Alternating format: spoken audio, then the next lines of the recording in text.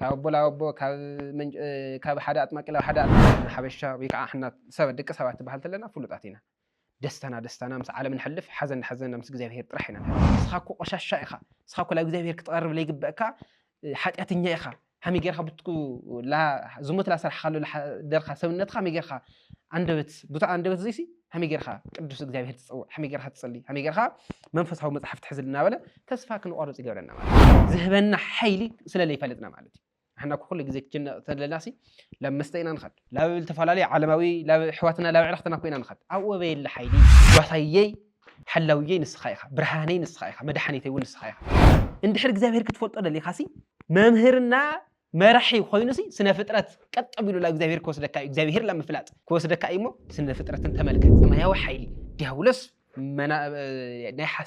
حساوي حسابات كله ننصحلو نباررلو سلالخونه لمنم ነገር ክንፈርሕ ይብልና ክንሽበር ይብልና ሓይል ኣውዚ ኣሎ ስለዚ ናይ ነፍስና ፋርማሲ ዝኸውን ዝሰርሕ ብሃመይ ተጸሊናዮ እዩ ዲያውሎስ ለርሕቃልና ሕፉ ሓሳባት ለርሕቃልና እንድሕር ኮይኑ ብሃመይ ተጸሊናዮ እዩ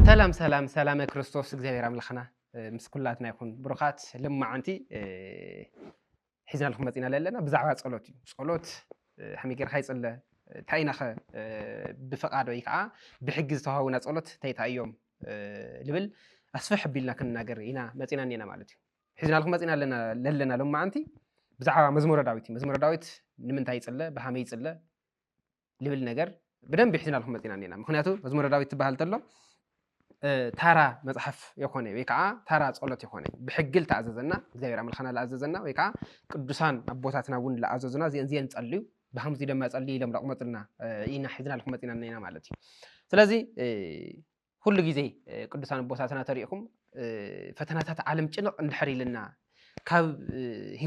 ህይወትና ለዓሊ በቃ ጭንቀት ልተፋላለዩ ሓሳባት እንድሕር በዚሖምና ናብ መንፈሳውያን አቦታትና ንኸዲና ታይ ክገብር ታይ ክጽልይ ወይ ከዓ ሃመይ ጌረ ካብቲ ፈተናታት እዚ ካብቲ ናይ ዓለም ጭንቀት ናይ ዓለም ዛቻ እዚ ካብቲ ፍርሒ ልስምዐኒ ካብቲ ብሕልመይ ብዙተፋላለዩ ነገራት ልርአየንሲ ሃመይ ጌረ ክላ ኢልና አቦታትና ተኸደም ተለና ታይ ይብሉና ሓንቲ ነገር ይእዝዙልና ሳድማታ እያ መዝሙረ ዳዊት እንብልትልያ ማለት እዩ መዝሙረ ዳዊት ጸልይ ትብልያ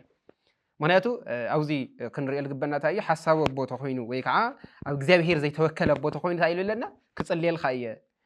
ሃምዚ ገብረልካ እየ ወይ ከዓ ንዓ ከጥምቀካ እየ ላበለ ተፈላለዩ ኣቦኒ ይብርግጥ ግን ትክክለኛ ኣብ እግዚአብሔር ዝተወከለ ብመዝሙረ ዳዊት ኣብ መዝሙረ ዳዊት እግዚአብሔር ዝረኸቦ ዝደሓነ ዝተፈወሰ እግዚአብሔር ሓይሉ ዝገበረ ኣቦ እንድሕር ኮይኑ ግን ታይለና ማለት እዩ መዝሙረ ዳዊት አንብብ ይብለና ማለት እዩ ስለዚ ብሩኻት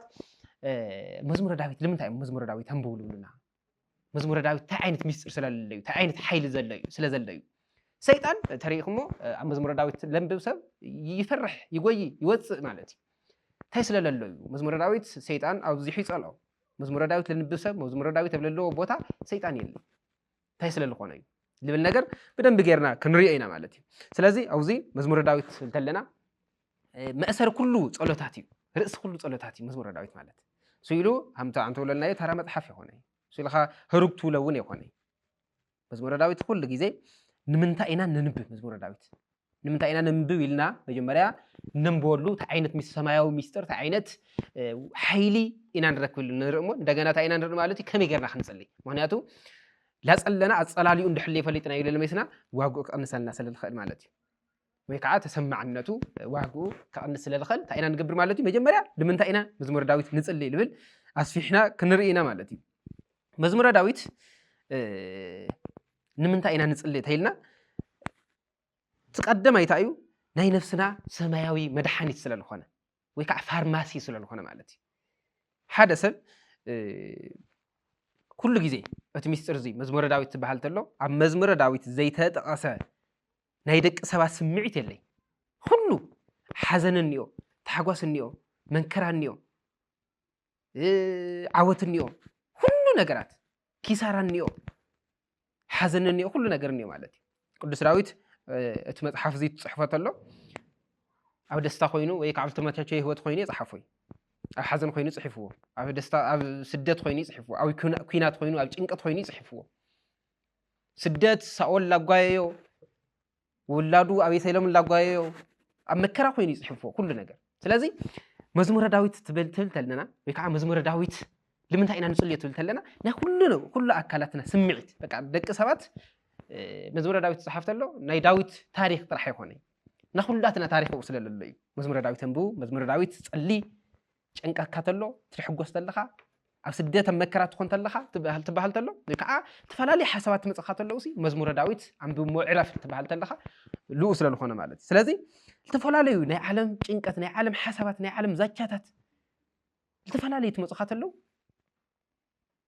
ፈውሲ ኣምዞ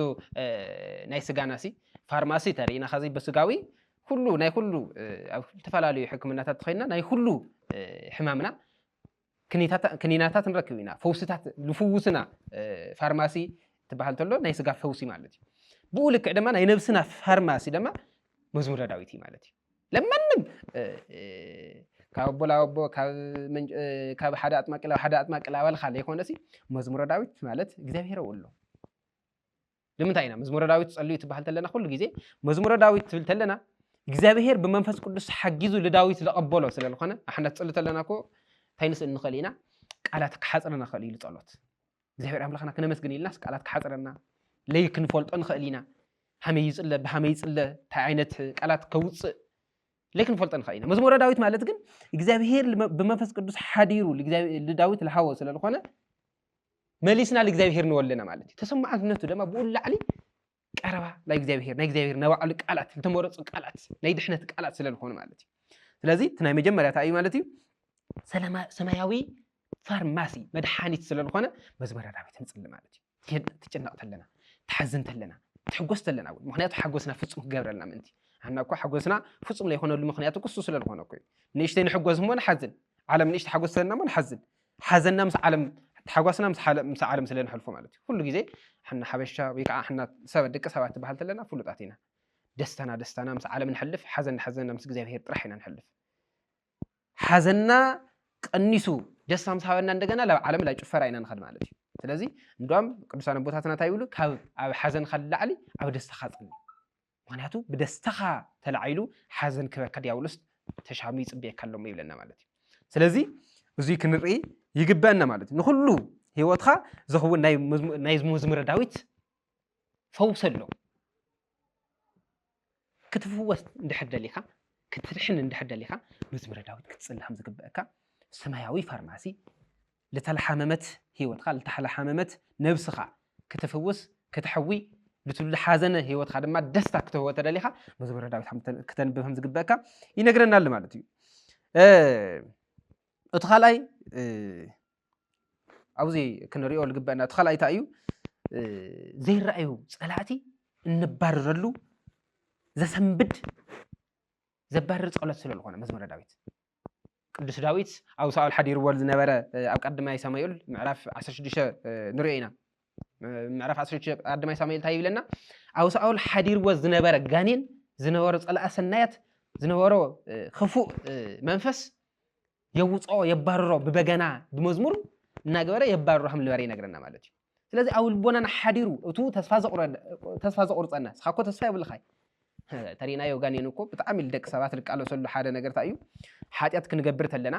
የተባብዐና እዚ እኮ ኖርማል እዩ ኩሉ ሰብ ዝገብሮ እዩ ብበዝሒ ሰብ ርእስና ይእምነና ማለት እዩ ብዙሕ ሰብ ዝገብሮ ተኮይኑ ኖርማል እዩ ልብለሉ ሳይድ ይፈጥረልና ማለት እዩ ብዙሕ ሰብ ዝገብሮ ኣብ ኻይ ተጀመረ እዩ እዚ እኮ ቀሊል እንትን እዩ ዝሙት ክትፍጽም ተኮይንካ ዘሙት ምንም እንትን ይኾነ ስለዚ ኣይተካውዶ ዶ ላበለ ስኻ ወጣት ኢኻ ስኻ ንስሓ ሚገርካ ከስኣቲ ስኻ እኮ እቲ ዘለሉ ግዜ እኒካ ነፍስኻ ይተጨንቅ ላበለ ላብ እግዚአብሔር ምእታው ላብ እግዚአብሔር ናይ እግዚአብሔር ውላድ ምዃን ለእግዚአብሔር ምእዛዝ ማለት ጭንቀት ምዃኑ ይነግረካ ሞ ዳሕራይ ይገበረካ ማለት እዩ ተስፋ ሓምለ ይብልካ ተስፋ ክትቆርጽ ስኻ እኮ ቆሻሻ ኢኻ ስኻ እኮ ላብ እግዚአብሔር ክትቀርብ ለይግበአካ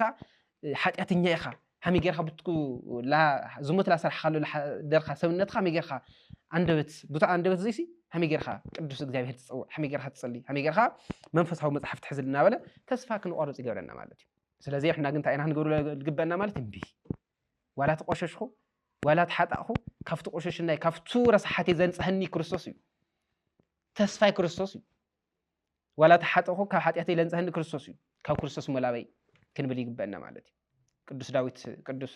ዳዊት አምደውለ ማለት እዩ ኣብ ሁሉ እግዚአብሔር ኣሎ ካብ እግዚአብሔር ወፂኻ ላበይ ክወድ ኮይኑ ስለዚህ እቲ ኻልኣይ እንታይ እዩ ጸላእቲ ኣጋንንቲ ቶም ተስፋ ለቆርፁና እዚኣቶም ቶም ተስፋ ለቆርፁና ሓሳባት ነወግደሉ ስለዝኾነ መዝሙረ ዳዊት ንጽሊ ማለት እዩ መዝሙረ ዳዊት ንጽሊ ኣሕና እውን ኩሉ ግዜ ተስፋ ቆሪፀ ኮነ ኢና ንምንታይ ኢና ተስፋ ንቆርፅ እግዚኣብሔር ስለለ ይሓዝና ንምንታይ ኢና ተስፋ ንቆርፅ ንጽልየሉ ጸሎት ሰማያዊ ሓይሊ ዝህበና ሰማያዊ መንፈስ ክንለብስ ዝህበና ሓይሊ ስለለ ይፈልጥና ማለት እዩ ኣሕና ኩሉ ግዜ ክጭነቕ ተለናሲ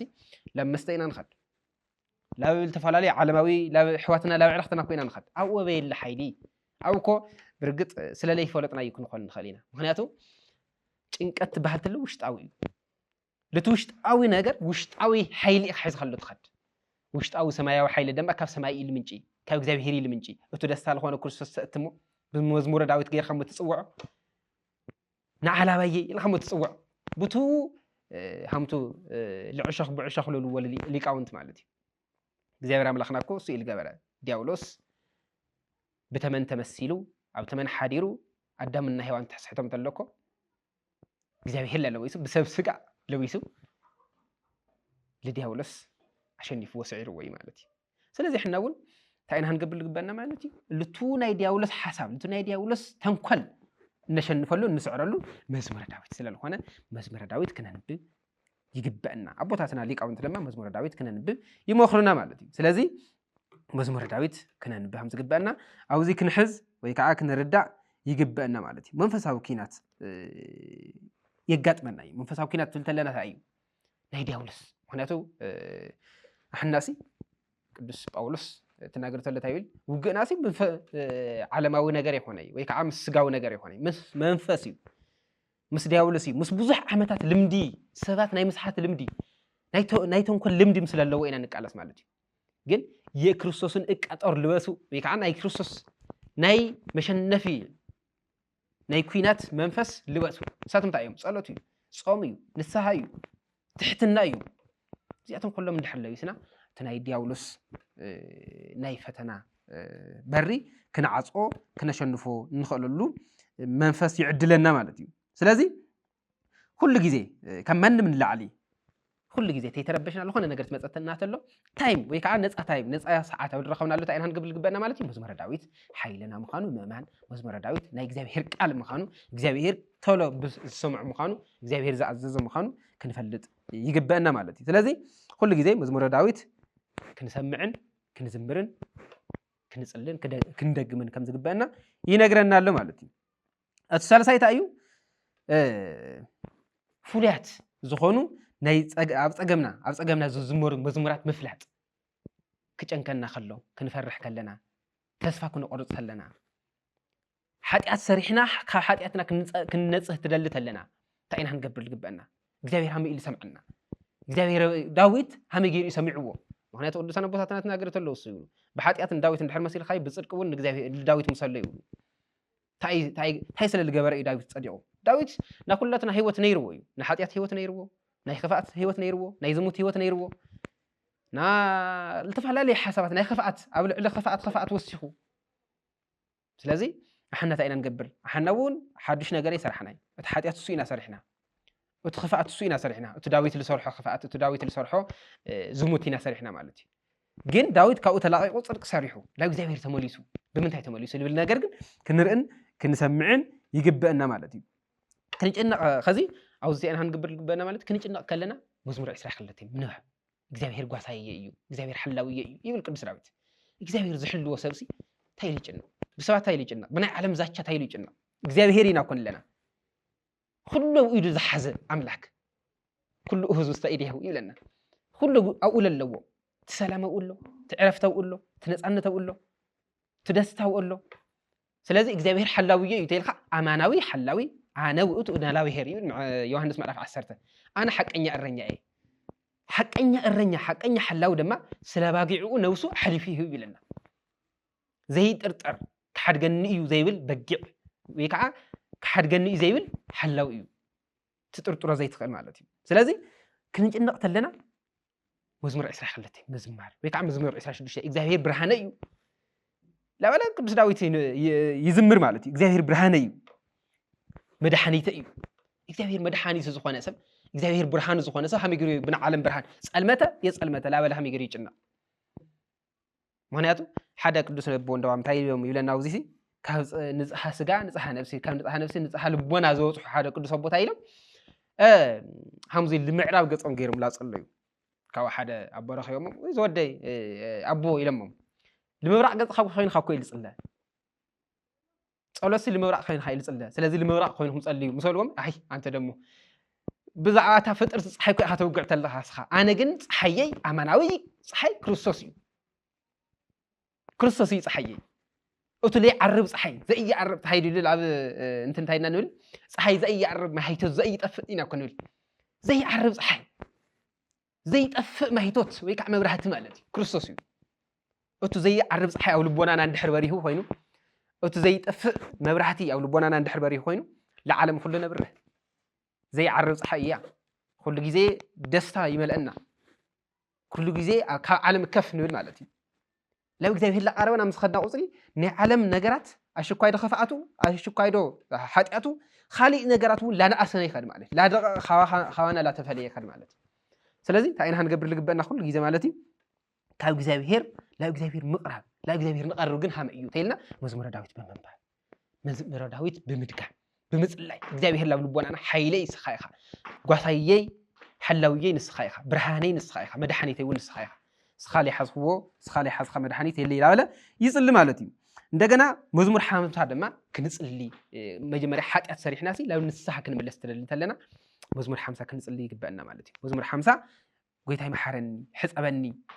ከም በረድ ክጽዕዱ ምእንቲ ሕጸበኒ ላበለ ይጽሊ ማለት እዩ እንደገና ጸላእቲ ክበዝሕና ተሉ ፈተናታት ክበዝሕና ተሉ ድማ መዝሙር 9 ክንዝምር ከም ዘለና ይነግረና ማለት እዩ ስለዚ እዚ ብሩኻት መዝሙረ ዳዊት ጸልዩ መዝሙረ ዳዊት ማለት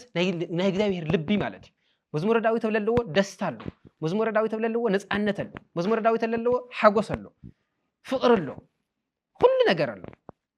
መዝሙረ ዳዊት ኣብ ልጽልዮ ፈተናታት የለይ ካብ ናይ ዓለም ፈተናታት ወፂና ከፍ ንብል ማለት እዩ ነሸንፎ ማለት ብእግዚአብሔር ኃይል ብእግዚአብሔር ጉልበት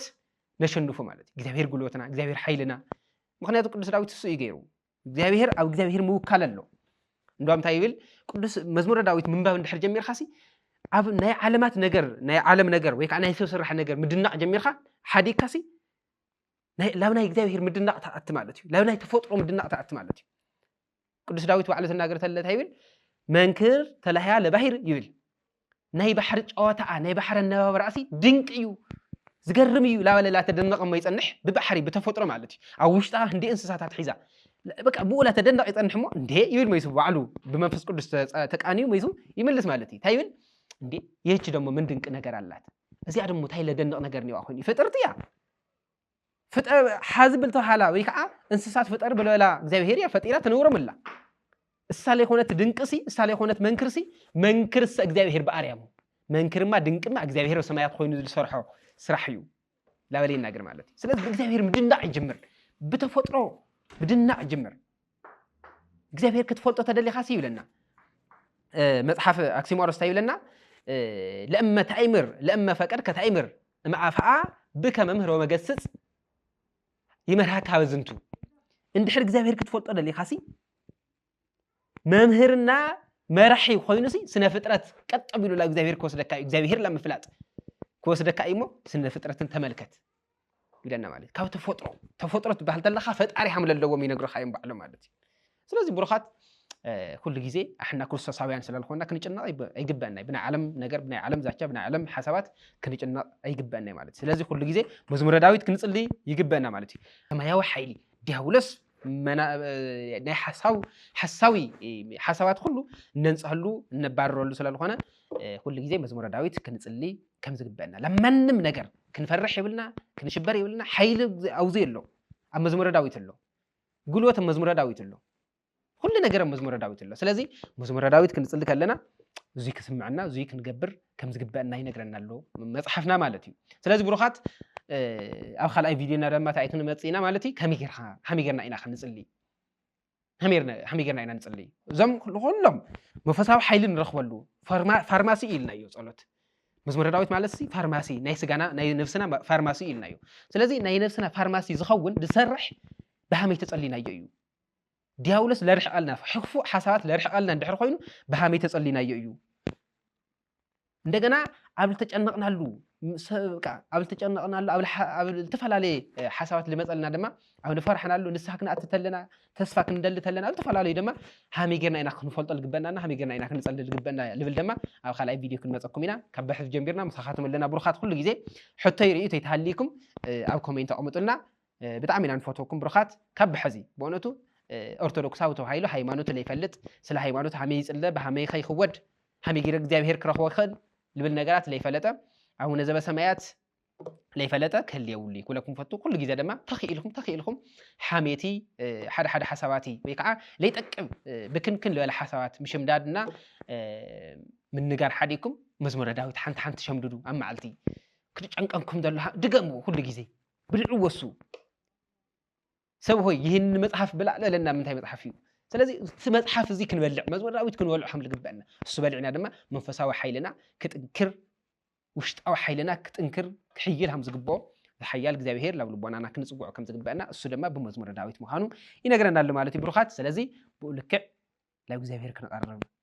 ሓዲልና ክንልዓል ይግባና ማለት ስለዚህ ሓቢርና እግዚአብሔር ክንረኽቦ ሓቢርና لو እግዚአብሔር ክንቀርብ ናይ ጸሎት ከይዲ